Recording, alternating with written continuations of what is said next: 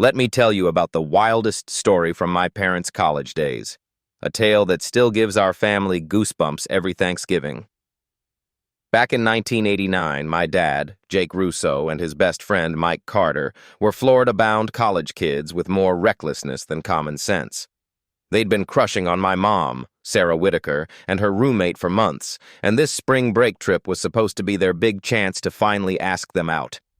The plan was simple. Meet Sarah and her friends at the Sunset Palms Motel near Daytona Beach by 8 p.m. But Jake and Mike, distracted by arcade games and cheap beer, lost track of time. By 7:45 p.m., they were still 5 miles away, sweating through their neon tank tops on the side of Highway 1. Hitchhiking seemed smarter than walking. What could go wrong? A rusted Pontiac Firebird screeched to a halt beside them. Behind the wheel was a woman in her 30s with frizzy blonde hair and a cigarette dangling from her lips. Her passenger, a younger brunette, stared straight ahead, silent. "Hop in, boys," the driver barked. "But no funny business." Jake later told me the vibe felt off from the start. The car reeked of stale smoke and bourbon, and the backseat vinyl stuck to their legs. Still, the women were chatty, asking about their majors, joking about Florida's humidity. Everything changed when the driver suddenly veered into a gas station. "Mind if we fuel up first?" she asked, though it wasn't really a question.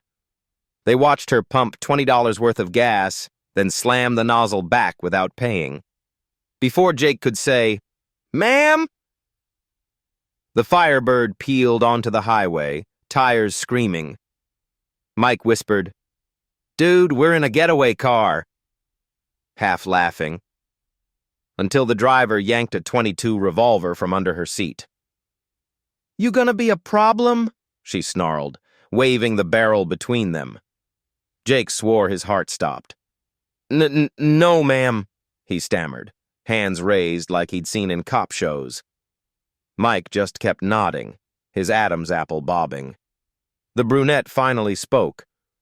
"They're just kids, Lee. Let it go." The rest of the ride was silent, except for the rumble of the engine. When the motel's neon sign finally appeared, the woman, Lee, slowed the car and hissed, "Get out! Don't look back." Sarah still laughs about how pale they looked stumbling into the lobby. "Like they'd seen a ghost," she says. The story became a running joke. Until 2 years later, when Jake called Mike at 2 a.m., shouting at a TV news report, "That's her! The Hitchhiker Killer!"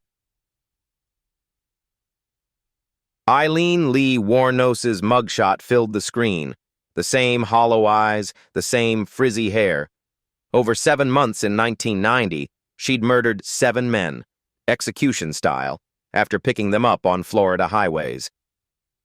"We survived because we treated her like a human being," Jake insists. Wuornos targeted men who harassed or assaulted her, and my dad and Mike? They'd called her ma'am, avoided staring, thanked her for the ride. To this day, my mom teases him. "Your dad's one compliment away from a serial killer's nice guy Hall of Fame." But when the jokes fade, we all get quiet.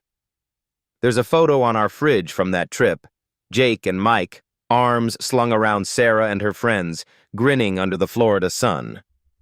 A reminder that luck, sometimes, wears the face of politeness.